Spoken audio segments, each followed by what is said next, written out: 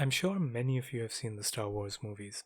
If you have, you might remember the hologram in A New Hope, where Leia communicates with Luke asking for help. Volumetric displays are similar. They're 3D displays that use voxels or volumetric pixels rather than pixels. But what is a voxel?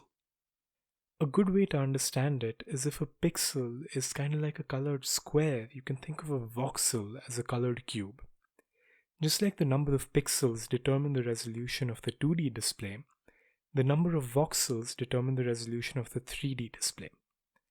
If you've played Minecraft, you can think of each block as a voxel.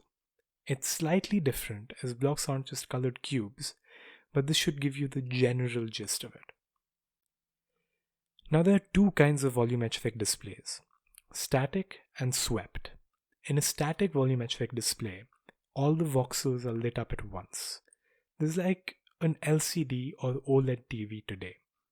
However, in a swept volumetric display, the object is cut up into layers one voxel thick and displayed in quick succession, giving the illusion of a full image.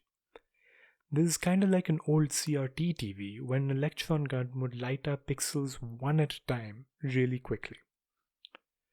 So the final thing that we need to talk about is how volumetric displays would show transparency, as it's mainly used in medicine, and you need to be able to look through things to look at bones and tissues and stuff.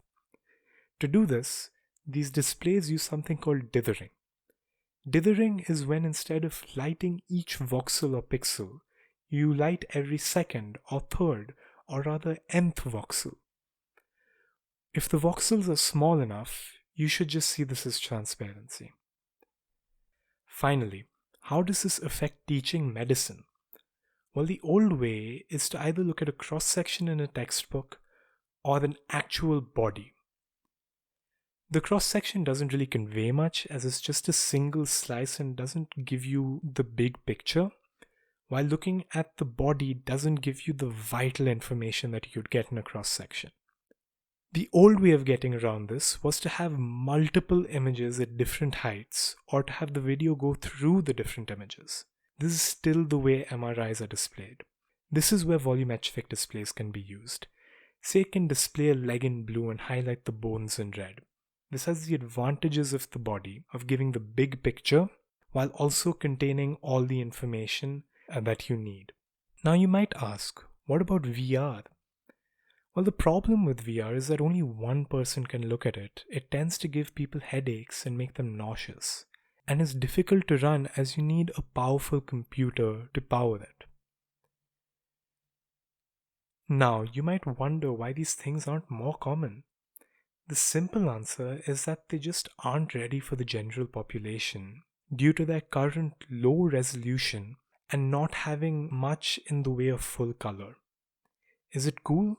Yes. Is it the display of the future? Absolutely. Is it ready now?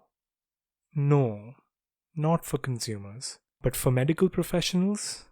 Definitely.